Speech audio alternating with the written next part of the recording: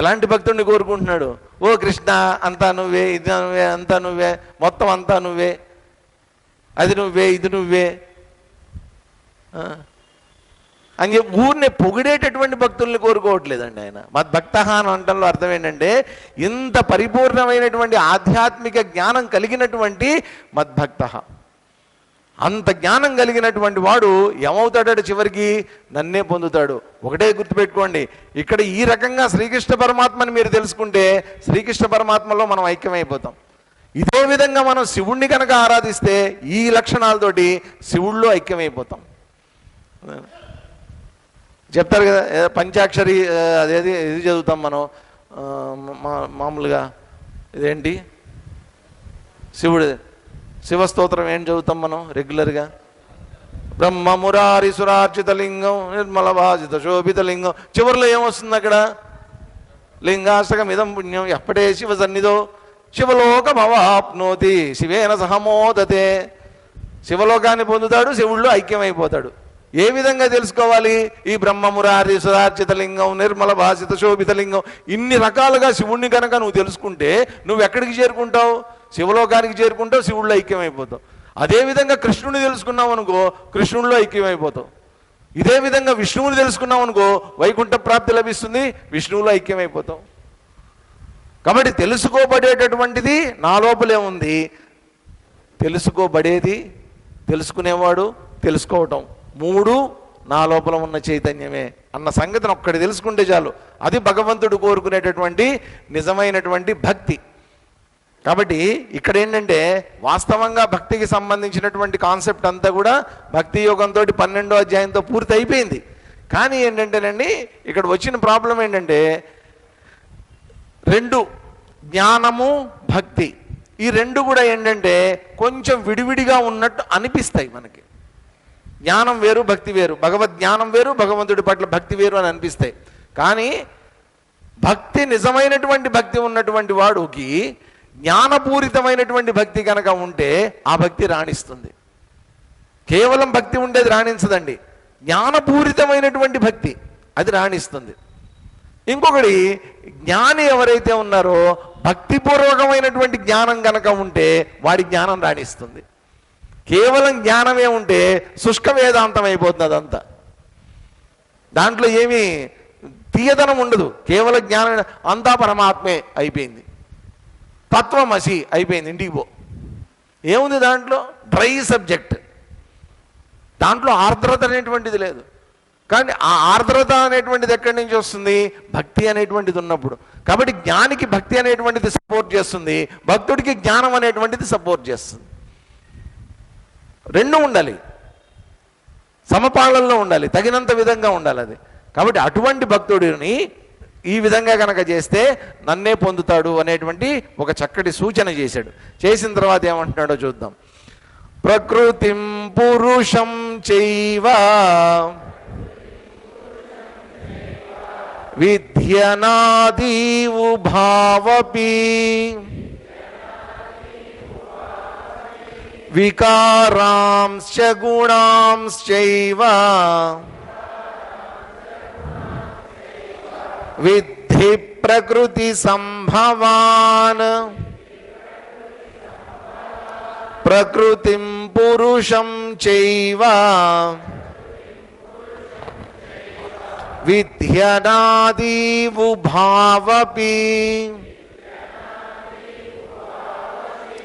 వికారాంశ్చ గుణాంశ్చైవ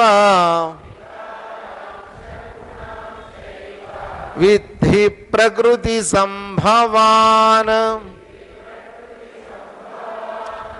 దీని గురించి కూడా అడిగాడు కదండి, ప్రకృతి ఎవరు, పురుషుడు అంటే ఎవరు అనే ప్రశ్న కూడా అడిగాడు. కాబట్టి దానికి కూడా మరి సమాధానం చెప్పాలి. అడిగినటువంటి వాటిలో 4కి సమాధానం చెప్పాడు, ఇంకో 2 ఇక్కడ చెప్తున్నాడు అనమాట. ప్రకృతిం పురుషం చ ఏవ ఉభౌ అపి అనాది విద్ధి. ప్రకృతి పురుషుడు అనేటువంటి ఉభౌ, ఈ రెండు కూడా అనాది. ఎప్పటి నుంచి ఉన్నాయి ఈ రెండు? అనాది, ఎప్పటి నుంచో ఉన్నాయి. ఎప్పటి నుంచి అని అడక్కో, వీడికి ఆది అనేటువంటిది లేదు. ఎప్పుడైనా ఒకటే గుర్తుపెట్టుకోండి, ఆది అనేటువంటిది లేదు అనే పదం వాడారు అంటే, అనాది అని అన్నారు అంటే సృష్టి మొదల నుంచి ఉందని అర్థం. ఈ సృష్టి ఎప్పుడు జరిగిందో మనకు తెలియదు, కాబట్టి అనాది అన్నారు అంతే. అప్పటి నుంచి ఉన్నటువంటిది అని చెప్పుకోవడం అన్నమాట. కాబట్టి ఈ ప్రకృతి పురుషుడు అనేటువంటి వాళ్ళిద్దరు కూడా ఎప్పటి నుంచి ఉన్నారట? ఎప్పటి నుంచో, అనాది. అనాది అనేటువంటి దానికి ఇంకొక లక్షణం ఉంది. ఏంటది? ఏదైతే నువ్వు అనాది అని అంటావో దానికి వెంటనే ఇంకొక లక్షణం కూడా మనం కలుపుకోవాలి. ఏంటి ఆ లక్షణం? అనంతం. ఏది అనాదో అది అనంతం. ఎక్కడైనా సరే ఏదైనా అనంతం అనే పదం వాడారనుకోండి, దానికి ఇటుపక్క లక్షణాన్ని కలుపుకోవాలి. అనాది, దానికి ఆది లేదు. కాబట్టి ఇక్కడ ఏమంటారు? ప్రకృతి పురుషుడు ఈ రెండు కూడా అనాది అన్న సంగతిని విద్ధి. నువ్వు ఫస్ట్ తెలుసుకో దీని సంగతి. వికారాంచ గుణాంచ ఏవ ప్రకృతి సంభవాన్ విద్ధి. వికారములు, గుణాలు. వికారములు అంటే ఏమనుకున్నావు? మార్పులు, నిరంతరం సంభవించేటటువంటి మార్పులు. ఈ ప్రకృతిలో సంభవించేటటువంటి మార్పులు, రకరకాలైనటువంటి మార్పులు. ఈ మార్పులన్నీ కూడా గుణాంచ, గుణాలు కూడా. ఇప్పుడు మనం ఉన్నామండి, మనందరం ఉన్నాం, మనందరికీ ఒక పేరుంది. మన పేరుతో గుర్తిస్తారు, నన్ను ఆత్మ విధానంద అంటారు. కాబట్టి నాకేముండాలి? ఈ రెండు లక్షణాలు ఉండాలి. ఒకటి వికారాలు, మార్పులు. ఏమిటా మార్పులు? శారీరకమైనటువంటి మార్పులన్నీ సంభవిస్తున్నాయి కదండి.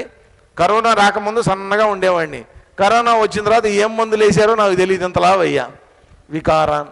ఏం చేస్తా? భరిస్తున్నా. చావవలసినటువంటి బతికించారు. ఎందుకు బతికాను రా బాబు అనిపించేటట్టు బతికించారు. మామూలుగా ఉండేవాడు. వికారాన్. ఇప్పుడు ఇంతలా తయారు, ఇంత పొట్ట వేసుకుని ఏవో స్టెరాయిడ్స్ అన్నీ వాడేశారు నా మీద. అప్పుడు ఏంటో ఫస్ట్ వేవ్లో ఏం మందులు వాడితే ఏమి లేవు, అప్పుడు మందులు కానీ ఏం లేవు.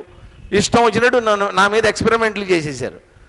చేసిన తర్వాత మొత్తానికి చావవలసిన బతికించారు. బతికించిన తర్వాత దాని ఇంపాక్ట్ ఇప్పటికీ నా మీద అట్లాగే ఉంది. వికారాన్. అనేక వికారాలు, మార్పులు, శారీరకమైన మానసికమైనటువంటి మార్పులు, అనేకమైనటువంటి మార్పులు.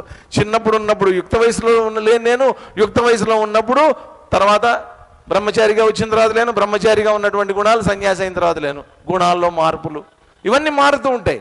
ఈ మార్పులను ఎవరు ఆపగలరు? ఎవరు ఆపలేరు. ఇవన్నీ సంభవిస్తాయి. కానీ ఇవన్నీ దేనికి సంబంధించినటువంటివి? ఖచ్చితంగా ప్రతి ప్రాణిలో, ప్రతి జీవుల్లో ఈ లక్షణాలన్నీ ఉండి తీరతాయి అంతే. వికారాంశ గుణాంశైవ. కాబట్టి గుణాలలో మార్పులు ఉంటాయి. సత్వరజస్తమో గుణాలు అనేటువంటివి ఉంటాయి, వాటిల్లో మార్పులు అనేటువంటివి సంభవిస్తూ ఉంటాయి. ఒక పక్కన శారీరకమైనటువంటి మార్పులు, ఒక పక్కన మానసికమైనటువంటి మార్పులు, ప్రకృతిలో మార్పులు జరుగుతూనే ఉంటాయి. దీన్ని ఎవరు ఆపలేరు. ఈ మార్పులన్నీ ఎప్పుడు సంభవిస్తున్నాయి? ఎప్పటి నుంచి సంభవిస్తున్నాయి? నేను పుట్టిన దగ్గర నుంచి చనిపోయే వరకు సంభవిస్తున్నాయి. ఇలా ప్రతి మానవుడికి పుట్టిన దగ్గర నుంచి చనిపోయే వరకు ఎప్పటి నుంచి సంభవిస్తున్నాయి? ఈ సృష్టి మొదలైనప్పటి నుంచి సంభవిస్తున్నాయి. అనాది. కాబట్టి ప్రకృతి పురుషుడు ఈ రెండు ఏంటంటే మనకి షడ్దర్శనాల్లో మనకి గౌతమ మహాముని ప్రతిపాదించినటువంటి అంగంగా మనకి చెప్తారనమాట. ఈ ప్రకృతి పురుషుడు అనేటువంటిది సాంఖ్యంలో వస్తుంది, వైశేషికంలో వస్తాయి. దీనికి సంబంధించినటువంటి పూర్తిగా ఈ జ్ఞానం అంతా కూడా ఏంటి అంటే, ఈ సృష్టి అనేటువంటిది జరగాలి అంటే, లేదా సృష్టి అనేటువంటిది నడవాలి అంటే, లేదా సృష్టి అనేటువంటిది లయమైపోవాలండి కదా. దీనికి కారణం ఖచ్చితంగా ఈ ప్రకృతి పురుషుడు ఈ రెండు ఉండి తీరాలి. ప్రకృతి అంతా కూడా ఎట్లాంటిది? జడమైనటువంటిది, దాంట్లో చైతన్యం అనేటువంటిది లేదు. కానీ పురుషుడు ఎలాంటి వాడు? ఆయన చైతన్యవంతుడు. పురుషుడు అంటే మన పురుషుడు కాదండి, ఈ పురుషుడు కాదు. పురుషుడు అంటే పులింగంతో మనం చెప్పుకునేటటువంటి మేలు ఫీమేలు, ఈ పురుషుడు ఇది కాదు. ఇక్కడ పురుషుడు అంటే ఎవరు? పూర్ణత్వాత్ పురుష, పూర్ణత్వం కలిగినటువంటి వాడు, అంతటా ఉండేటటువంటి వాడు, పరిపూర్ణమైనటువంటి వాడు ఎవరైతే ఉన్నారో ఆయన పురుషుడు, ఆయన చైతన్యం. మరి కనిపించేటటువంటి ప్రకృతి అంతా ఎలాంటిది? జడం. కాబట్టి జడమైనటువంటి ప్రకృతి, చైతన్యవంతమైనటువంటి పురుషుడు, ఈ రెండు కలిసినప్పుడు సృష్టి అనేటువంటిది ఏర్పడుతూ ఉంటుంది. కొత్త కొత్తవన్నీ సృష్టింపబడుతూ ఉంటాయి. దీంట్లో చరాచరాలు ఉంటాయి, మానవులు ఉంటారు, జంతుజాలం ఉంటుంది, అన్నీ ఉంటాయి దీంట్లో, స్థావర జంగమాలు అన్నీ ఉంటాయి దీంట్లో. అన్నిట్లో కూడా ఈ రెండు కలిసి ఉండాలి. అందుకనే ఏమన్నారు, ఇది ఎప్పటి నుంచి ఉంది, ఎప్పటి నుంచో ఉంది. ఈ ప్రాసెస్ అనేటువంటిది ఇప్పుడు కొత్తగా స్టార్ట్ అయింది కాదు, మొదటి నుంచి. అసలు సృష్టి ఏర్పడటమే ఈ ప్రకృతి పురుషులతో స్టార్ట్ అయింది. దాన్నే అండి వాళ్ళు కూడా ఏమంటారు, యాడమ్ అండ్ ఈవ్ అన్నారు వాళ్ళు, అక్రైస్తవులు. రకరకాల వాళ్ళు అంతే, యాడమ్ అండ్ ఈవ్ని మనం ప్రకృతి పురుషుడు అంటాం. మనం చెప్పుకున్నటువంటి మన సిద్ధాంతాలు ఇవన్నీ కూడా ఈ రకంగా చెప్పుకున్నటువంటిది. వికారాంశ గుణాంశైవ, వికారాలు గుణాలు ఇవన్నీ కూడా ప్రకృతి సంభవాన్, ఇవన్నీ ప్రకృతికి చెందినటువంటివి తప్ప పురుషుడికి చెందినటువంటివి కావు అని చెప్తూ తర్వాత పురుషుడి యొక్క లక్షణాలు చెప్తున్నారు. చూడండి, కార్యకారణ కర్తృత్వే హేతు ప్రకృతి రుచ్యతే పురుష సుఖ దుఃఖానాం భోక్తృత్వే హేతురుచ్యతే కార్యకారణ కర్తృత్వే హేతు ప్రకృతి రుచ్యతే పురుష సుఖ దుఃఖానాం భోక్తృత్వే హేతురుచ్యతే. కార్య కారణ కర్తృత్వం. జాగ్రత్తగా గమనించండి. ఈ 13వ అధ్యాయం ఎట్లాంటిదంటే వాస్తవంగా భక్తిపరంగా చూసినప్పుడు 11వ అధ్యాయం ఏ విధంగా అయితే విశ్వరూప సందర్శనం అనేటువంటిది భగవద్గీత గుండెకాయ లాంటిదో, జ్ఞానపరంగా చూసినప్పుడు 13వ అధ్యాయం ఆ విధమైనటువంటిది. ఈ జ్ఞానం అంతా 15వ అధ్యాయంలో పరిసమాప్తం అవుతుంది. అప్పటిదాకా ఏంటంటే ఈ జ్ఞానం అంతా కూడా ఏదో ఇంతకుముందు మనం 11వ అధ్యాయంలో చదువుకున్నట్టుగా దివ్య మాల్యాంబరధరం దివ్య గంధానులేపనం దంష్ట్రాకరాళాని ముఖాని, ఇవన్నీ ఇక్కడ ఈ వర్ణనలన్నీ ఏమి ఉండవండి. ఇదంతా ఏంటి, కంప్లీట్ బండరాయి లాంటి లాజిక్ అన్నమాట. ఇది బల్లగుద్ది, దీన్ని ఎవరూ మార్చలేరన్నమాట. అటువంటి లాజిక్ ఇదంతా. తర్కం అంటే తర్కం అంతే, వేదాంతం అంటే వేదాంతం, పరిపూర్ణమైనటువంటి డ్రై సబ్జెక్ట్ ఇదంతా. అర్థమైతే ఆశ్చర్యకరంగా ఉంటుంది, అర్థం కాకపోతే మంచి నిద్ర వస్తుంది. అలాంటి సబ్జెక్ట్ ఇక్కడి నుంచి. కాబట్టి మైండ్ పూర్తిగా దీని మీద పెడితే తప్ప మనకి ఏమీ అర్థం కాదు. ఇది నిజంగా చెప్తున్నా. అర్థమైతే అబ్బా అనిపిస్తుంది, అర్థం కాకపోతే నిద్ర వస్తుంది అన్నమాట. కాబట్టి ఇదంతా ఏంటంటే అన్ని టెక్నికల్ వర్డ్స్. మీరు చూడండి, గమనించండి, ప్రతి పదం ఈ అధ్యాయం మొదలైన దగ్గర నుంచి ఇప్పటి వరకు కూడా ప్రతి పదం టెక్నికల్ వర్డే, సాంకేతిక పదాలు ఇవన్నీ. ఇంతకుముందు మనం ఎప్పుడు విననటువంటి పదాలు, కొత్తగా ఇప్పుడిప్పుడే తెలుసుకుంటున్నటువంటి పదాలు. కొన్ని మనకి తెలిసినటువంటివి ఉంటాయి, కానీ వాటి అర్థాలు కూడా మనకి తెలియవు. ఎక్కడో వినుంటాం, ఎవరో చెప్తే మాట్లాడుకుంటుంటే విని ఉంటాం మనం, వాటి అర్థాలు కూడా మనకు పెద్దగా తెలియవు. కానీ ఇక్కడ ఏంటంటే డీటెయిల్డ్గా అవే పదాలను ఉపయోగించి మళ్ళీ మళ్ళీ మళ్ళీ మళ్ళీ చెప్పడానికి ప్రయత్నం చేస్తున్నారనమాట. కార్యకారణ కర్తృత్వం. 3 పదాలు అర్థం చేసుకోండి. కార్యకారణ సిద్ధాంతము అంటారు, కాజ్ అండ్ ఎఫెక్ట్ అంటాం ఇంగ్లీష్లో, కాజ్ అండ్ ఎఫెక్ట్. కార్యకారణం అంటే ఏంటి, ఇప్పుడు ఇదంతా కూడా మన చేత చూడబడుతూ ఉన్నటువంటి ఈ విశ్వం, ఈ జగత్తు, ఇదంతా కూడా ఏమన్నారు దీన్ని, కార్యము. ఇదంతా కార్యము, చెయ్యబడినటువంటిది. కార్యము అనేటువంటిది ఉంది అంటే దానికి ముడిసరుకైనటువంటి కారణం కూడా ఎక్కడో ఉండాలి. ఏదో ఒక ముడిసరుకు కారణం అనేటువంటిది ఉండాలి. వేదాంతం ఏమని ప్రతిపాదిస్తుంది, కారణం ఎక్కడైతే ఉంటుందో ఖచ్చితంగా కార్యం కూడా ఉండి తీరాలి. కాబట్టి ఇంత పెద్ద జగత్తుకి కారణం ఏదై ఉండాలి, ఇదంతా కార్యం. మరి దీనికి కారణం ఏదై ఉండాలి? సార్ నేను కార్యం అనండి, నేను ఊరినే కార్యం అని ఊహించుకున్నా, నాకు కారణం ఎవరని చెప్పచ్చు? మామూలు మన భాషలో నాకు కారణం ఎవరని చెప్పచ్చు? మా తల్లిదండ్రుల నుంచి నేను వచ్చాను. వాళ్ళు ఎక్కడి నుంచి వచ్చారు? వాళ్ళ తల్లిదండ్రులు. వాళ్ళు ఎక్కడి నుంచి వచ్చారు? వాళ్ళు ఎక్కడి నుంచో వచ్చి ఉండాలి. ఏం గాలిలో చూడిపడతారు ఏమన్నా? వాళ్ళు ఎక్కడి నుంచో ఇంకో తల్లిదండ్రుల దగ్గర నుంచి వచ్చి ఉండాలి. ఇలా ఇలా ఇలా ఇలా వెళ్తే ఎక్కడో ఒక చోట ఖచ్చితంగా ఒక ప్రారంభం అనేటువంటిది ఒకటి ఉండి తీరాలి కదా. దాన్నే మనం ఆది అంటాం, మొట్టమొదలు అంటాం, చైతన్యం అంటాం, ప్రకాశం అంటాం, ఏవో రకరకాల పేర్లు పెట్టాం. ఆ ఉన్న ఒక్కటి ఏదైతే ఉందో అది కారణం. ఆ కారణం నుంచి ఇంత పెద్ద కార్యం, ఇంత పెద్ద మట్టి ముద్ద తీసుకొని వెళ్ళి నేను కుమ్మరాయనికి ఇస్తే ఆయన చక్రం పెట్టి ఆ మట్టి ముద్దనంతా తిప్పి తిప్పి ఏం చేస్తాడు? ఓ కొండ తయారు చేసి ఇస్తాడు, ఓ కూజా తయారు చేసి ఇస్తాడు, ఓ పూలకుండి తయారు చేసి ఇస్తాడు. ఈ ఈ ఈ మధ్య చాలా నాకు నచ్చింది ఏంటంటేనండి, చక్కగా ఇంట్లో వంట పాత్రలు కూడా వస్తున్నాయి మట్టితో. చాలామంది ఇప్పుడు తెప్పించుకుంటున్నారనమాట, దాంట్లోనే కాచుకుంటున్నారు, దాంట్లో నీళ్లు తాగుతున్నారు, దాంట్లో రకరకాలైనటువంటి తయారయ్యాయి, టెర్రాకోటా వీటన్నిటితోటి కదా. అన్నిట్లో ఉన్నటువంటిది ఏంటి? ఆకారాలు అనేకమైనటువంటివి మారుతూ ఉన్నాయి. మారినా కానీ దేని నుంచి వచ్చాయి ఇవన్నీ? ఒకటే కారణం, మట్టి అనేటువంటి కారణం నుంచి ఇన్ని రకాలైనటువంటి కార్యాలు, అనేక కార్యాలకి నువ్వు పేర్లు పెడుతున్నావు. ఇది మట్టి అన్నావు, ఇది కూజ అన్నావు, ఇది కుండ అన్నావు, ఇది గ్లాస్ అన్నావు, ఇది ముంత అన్నావు. ఈ డబ్బులు వేసుకునే ముంత భలే ఉంటుంది, అది ఒకటి తయారవుతుంది, అది కూడా దాంట్లోంచే తయారవుతుంది, మట్టిలోంచే తయారవుతుంది. కొండ ఏ విధంగా పగులుతుందో అది కూడా పగులుతుంది. పైన ఉండేటటువంటి ఆకారాలన్నీ మారుతున్నాయి, ఇవన్నీ కార్యాలు అన్నావు. ఉన్నటువంటి ఒకటే మట్టి, ఏ మట్టి నుంచి అయితే వచ్చిందో అది కారణము. కార్యకారణ కర్తృత్వము అన్నారు. కర్తృత్వము అంటే ఏంటి? చేసేటటువంటిది నేను అనేటువంటి భావన, కర్తృత్వ భావన. ఇప్పుడు మీరందరూ ఏం చేస్తున్నారు? వింటున్నారు కదా. నేను వింటున్నాను అనే భావన ఉందా లేదా? నేను వింటున్నానండి, నాకు అర్థమవుతోందండి, నాకు అర్థం కావట్లేదండి అనే భావన ఉందా లేదా? కాబట్టి వినటము అనేటువంటి కర్మ చేస్తున్నారా లేదా?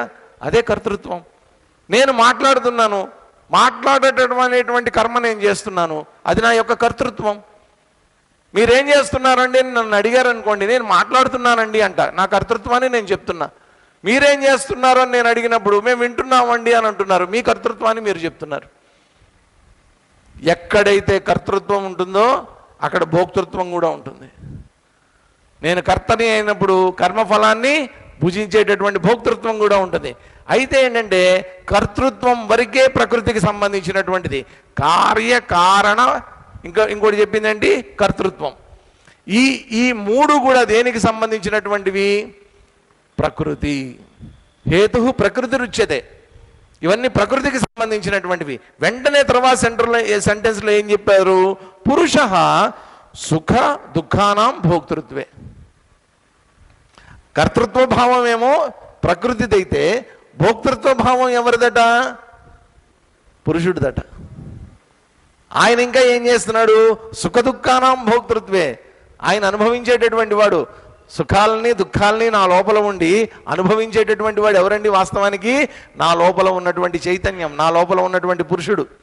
నేను అనుకుంటున్నాను నేను సుఖపడుతున్నాను అనుకుంటున్నా, నేనేమనుకుంటున్నాను? నేను దుఃఖపడుతున్నాను అనుకుంటున్నా. ఒకటే గుర్తుపెట్టుకోండి, నా లోపల అనంతమైనటువంటి అపారమైనటువంటి ఆనందం అనేటువంటి నిధి ఉంది. అనంతమైనటువంటి నిధి ఇది. ఇది ఏం జరుగుతోంది? నాకు ఏదన్నా ఒక సుఖం దొరికిందనుకోండి, ఆ సుఖం ద్వారా నాకు కొద్దిగా ఆనందం నాకు తెలుస్తోంది. ఆ సుఖం అక్కడి నుంచి రాదండి, ఇది నా లోపలే తెలుస్తూ ఉంటుంది. నా లోపలే ఉండేటటువంటి పురుషుడి ద్వారా ఆ సుఖం అనేటువంటిది నా లోపల ఉంది కాబట్టి నాకు తెలుస్తూ ఉంటుంది అది కొద్దిగా సుఖం. లేదు, సుఖం రాలేదనుకోండి, అప్పుడేం తెలుస్తుంది? దుఃఖం తెలుస్తుంది. ఫ్యాన్ తిరుగుతూ ఉన్నంతసేపు సుఖం తెలుస్తూ ఉంటుంది. పొరపాటున ఫ్యాన్ ఆగిపోయింది అనుకోండి, అప్పుడేం తెలుస్తుంది? అప్పుడు సుఖం తెలుస్తుందా? కావలసినంత దుఃఖం తెలుస్తుంది. కాబట్టి సుఖాన్ని దుఃఖాన్ని రెండింటినీ లోపల ఉండి తెలుసుకునేటటువంటి వాడెవరు? ఆ రెండింటినీ అనుభవిస్తున్నటువంటి వాడెవడు? భోక్తృత్వం, లోపల ఉన్నటువంటి పురుషుడి యొక్క పని అది. కాబట్టి కార్యకారణాలు కర్తృత్వం అంతానేమో ప్రకృతి కనుక ప్రకృతి యొక్క లక్షణాలు అయితే, సుఖ దుఃఖాలను భోగించేటటువంటి లక్షణం లోపల ఉండేటటువంటి చైతన్యవంతమైనటువంటి పురుషుడిది. కాబట్టి ఎక్కడో పురుషుడు ఎక్కడో ప్రకృతి ఉందనుకోవద్దండి. ప్రకృతి పురుషుడు ఇద్దరు ఎక్కడున్నారు? ఇద్దరు నా లోపలే ఉన్నారు. స్త్రీల్లో ఉన్నారు, పిల్లల్లో ఉన్నారు, పురుషుల్లో ఉన్నారు, వృద్ధుల్లో ఉన్నారు, పశుపక్ష్యాదుల్లో ఉన్నారు. ఈ ప్రకృతి పురుషుడు అనేటువంటి వాళ్ళు ఇద్దరు ఉండబట్టే ఈ చైతన్యము ఇదంతా కూడా చక్కగా మన ద్వారా వ్యక్తం అవుతోంది ఇదంతా. కాబట్టి లోపలికి తిరిగి చూసుకున్నప్పుడు నన్ను నేను అర్థం చేసుకునేటటువంటి విధానంలో ఈ ప్రకృతి పురుషుడు అనేటువంటి విధానం ఒక రకమైనటువంటి సహాయకారిగా మనకు ఉంటుంది. పాపం తెలుసో తెలియకో దీని గురించి అర్జునుడు అడిగాడు. అప్పుడు అడిగితే దానికి సంబంధించినటువంటి వివరణ అంతా ఇస్తున్నారనమాట. పురుషుడు గురించి ఇంకా చెప్తున్నారు చూడండి. పురుష ప్రకృతిస్థోహి భుంక్తే ప్రకృతిజాన్ గుణాన్ కారణం గుణసంగోస్య సదసద్యోని జన్మసు పురుష ప్రకృతిస్థో హి భుంక్తే ప్రకృతిజాన్ గుణాన్ కారణం గుణసంగోస్య సదసద్యోని జన్మసు. ఈ పురుషుడు ఏం చేస్తాడంటే, అనాదిగా వస్తున్నటువంటి పురుషుడు ప్రకృతిస్థః, మన లోపల ఉన్నటువంటి ఈ శరీర మనోబుద్ధులు ఏవైతే ఉన్నాయో ఈ శరీర మనోబుద్ధులు అనేటువంటి ద్వారా వ్యక్తమవుతూ ప్రకృతిస్థః, శరీరం గనక ప్రకృతి అయితే దాని లోపల వ్యక్తమయ్యేటటువంటి పురుషుడిగా ఆయన ఏం చేస్తాడట, ప్రకృతిజాన్ గుణాన్ భుంక్తే, ఈ ప్రకృతి యొక్క గుణాలు ఏవైతే ఉన్నాయో ఆ గుణాల ద్వారా వచ్చేటటువంటి కర్మలు, ఆ కర్మ ఫలితాలన్నింటినీ కూడా భుంక్తే భుజిస్తూ ఉంటాడట. అస్య గుణసంగ సద్ యోనిషు కారణం. కాబట్టి ఈ పరమాత్మ అనేటువంటి వాడు, లోపల పురుషుడుగా ఉన్నటువంటి వాడు ఈ ప్రకృతి అనేటువంటి దాంతో కలియటం వల్ల, ఈ సుఖదుఖాలు అనేటువంటి ఫలితాలను భుజిస్తూ ఉండటం వల్ల ఏం జరుగుతోందట, సత్ అసత్ యోనిషు జాయతే. మంచి జన్మలు కలగచ్చు, చెడు జన్మలు కలగచ్చు. పరమాత్మకి చెడు జన్మ మంచి జన్మ అనేటువంటిది లేదండి. చెడు జన్మలు మంచి జన్మలు దేని వల్ల లభిస్తున్నాయి, నేను చేసుకున్నటువంటి కర్మ ఫలితాలుగా నాకు మంచి జన్మలు చెడు జన్మలు వస్తున్నాయి. నేను మంచి పనులు చేశాను అనుకోండి, ఇంతకుముందు చెప్పారే 6వ అధ్యాయంలో చక్కగా యోగాన్ని ఆచరించా, యోగం మధ్యలో ఆగిపోయింది, చేయలేకపోయా, డిస్కంటిన్యూ అయిపోయింది, ఏం పర్వాలా, చక్కగా శుచీనాం శ్రీమతాం గేహే యోగభ్రష్టోభిజాయతే, బ్రహ్మాండమైనటువంటి జన్మల్ని నేను పొందుతా, అటువంటి వాళ్ళ ఇళ్లలో నేను పుడతా. అథవా యోగినా కులమేవా, యోగుల యొక్క కులంలో అటువంటి వాళ్ళ వంశంలో నేను జన్మిస్తా, బ్రహ్మాండమైనటువంటి జన్మ లభిస్తుంది మంచి పనులు కనుక చేస్తే. అదే చెడ్డ పనులు చేశాను అనుకోండి, అటువంటి నీచమైనటువంటి జన్మలు, అటువంటి దరిద్రమైనటువంటి జన్మలే నాకు కలుగుతాయి. ఇవన్నీ దేని వల్ల సంభవిస్తున్నాయి, నా ప్రకృతి యొక్క గుణాల వల్ల సంభవిస్తున్నాయి. కాబట్టి నా ప్రకృతి ఏం చేస్తోంది, దానిని అనుసరించి దానికి ఏ రకమైనటువంటి కర్మలు చేయాలనిపిస్తే ఆ రకమైనటువంటి కర్మలు నా ద్వారా చేయిస్తూ ఉంటే, ఆ రకంగా నేను కర్మలు చేసుకుంటూ పోతూ ఉంటే దాని యొక్క ఫలితాలుగా నాకు జన్మలు అనేటువంటివి లభిస్తున్నాయి ఇక్కడ. ఇప్పుడు మీరందరూ అనొచ్చు, సార్ ఇప్పుడు ప్రకృతిని అనుసరించి నాకు కర్మలు నా జన్మలు అనేటువంటి లభిస్తుంటే మధ్యలో నా ప్రమేయమే ఉంది సార్, దీంట్లో మధ్యలో నేనెవరిని, నాకేం సంబంధం? ఆహా, జ్ఞానం కలుగుతుందా లేదా, ఇది తప్పు ఇది మంచి, నేను తప్పు చేశానండి, ఎందుకు చేసావు, నా లోపల ఆ గుణం ఉంది కాబట్టి చేశా. తప్పు చేసావు, నీ లోపల ఆ గుణం ఉంది కాబట్టి చేసావు, బాగానే ఉంది, మళ్ళా ఎందుకు చేసావు, మళ్ళీ అదే తప్పు ఎందుకు చేసావు అంటే అండి మళ్ళీ అదే గుణం వచ్చిందండి, మళ్ళీ అందుకనే. ఇప్పుడు ఒకసారి ఇది గుణం తప్పు అని తెలిసిన తర్వాత గుణాన్ని మార్చుకునేటటువంటి అవకాశం మనకి లేదా, ప్రయత్నం అనేటువంటిది లేదా? ప్రయత్నం అనేటువంటిదే కనుక లేకపోతే వేదాంతానికి అర్థమే లేదు అసలు. మనకు చెప్పినటువంటి ఈ ధర్మార్థ కామ మోక్షాలు కానివ్వండి, లేకపోతే ఇప్పుడు చెప్తున్నటువంటి ఈ కర్మలు కానివ్వండి, యోగాలు కానివ్వండి, వీటికి అర్థమే లేదు అసలు. అంతా ఆయనే, నాదేం లేదు, అంత భగవంతుడి మీద తోసేసామనుకోండి ఆయన ఎవరో యాత్రకి వెళ్ళాడు, ఓ సన్యాసి గారు, కొంచెం కపట సన్యాసి గారు యాత్రకి వెళ్ళాడు. ఓ సత్రంలో దిగాడు. దిగిన తర్వాత పాపం పొద్దున్నే లేచిన తర్వాత అక్కడ ఆ సత్రం చూసుకునే ఆయన ఉంటాడు కదా, మేనేజర్ ఎవరో, స్వామి గారు మీరు వెళ్ళి స్నానం చేసి వస్తే ఉదయాన్నే అల్పాహారం మీకోసం సిద్ధంగా చేసి పెడతామన్నాడు ఆయన, మేనేజర్ గారు. అంటే ఈయన ఏమంటాడు, మేము యోగులం, నిరంతరం జ్ఞాన గంగలో స్నానం చేస్తూ ఉంటాం, ప్రత్యేకంగా స్నానం చేయాల్సినటువంటి అవసరం లేదు, అల్పాహారం తీసుకొని రండి అన్నాడు. ఉరివిడి దుంపదే, నిరంతరం ఆయన జ్ఞానగంగలో స్నానం చేస్తూ ఉంటాడట. అంతా జ్ఞానమే, సర్వం జ్ఞానం. కాబట్టి జ్ఞానగంగలో నేను స్నానం చేస్తూ ఉంటాను. బాగా దట్టంగా స్నానం లేదు, పోడలేదు, మొహం కూడా సరిగ్గా కడుక్కోలేదు, దట్టంగా విభూతి పెట్టాడు, పెట్టి అంతా రెడీ అయిపోయి కూర్చున్నాడు. సరే ఇట్లా ఉందా అనుకున్నాడు. అనుకుని భోజనం పెట్టాడు, అయిపోయింది. మళ్ళా మధ్యాహ్నం కూడా భోజనం చెప్పి స్నానం చేయలే, సాయంత్రం స్నానం చేయలే, శుభ్రంగా 3 పూట్ల తిన్నాడు. ఈ మేనేజర్ ఏం చేశాడంటే రాత్రి ఉప్మాలో బాగా నెయ్యి దట్టంగా వేయించాడు. అయిపోయింది. రాత్రి అందరూ సత్రాల్లో పడుకున్నారు, ఎవరు రూమ్లో వాడు పడుకున్నారు. ఈయన కూడా ఏం చేశాడంటే ఈయన రూమ్లో పడుకున్నాడు సన్యాసి గారు. పడుకున్న తర్వాత ఈయన ఏం చేశాడంటే సైలెంట్గా వెళ్ళి బయట గొళ్ళెం పెట్టేశాడు. రాత్రి 9ంటికి 10ంటికి నెమ్మదిగా దాహం వేయటం మొదలుపెట్టింది ఆయనకి, సన్యాసి గారికి. దాహం వేస్తుంది. దాహం వేస్తుంటే తలుపు తీద్దామని ప్రయత్నం చేశాడు. బయట గడియ పెట్టాడు కదా, తలుపు తెరుచుకోలా. నెమ్మదిగా కిటికీ ఓపెన్ చేశాడు. ఓపెన్ చేసి ట్రై చేశాడు, పిలిచాడు, ఎవరు పలకలా. మళ్ళీ 1 గంట తర్వాత మళ్ళీ పిలిచాడు అనమాట. మళ్ళీ ఎవరు పలకట్లా. మళ్ళీ ఇంకో గంట తర్వాత ఆ మేనేజర్ వచ్చి అక్కడ చాపేసుకుని పడుకున్నాడు. ఇగో మేనేజరు, దాహం వేస్తుందయ్యా, కొంచెం మంచినీళ్ళు పట్టరావయ్యా అన్నాడు. మీకు మంచినీళ్ళతో ఏం పని స్వామి, జ్ఞానగంగలోంచి కొద్దిగా తీసుకుని తాగండి అన్నాడు.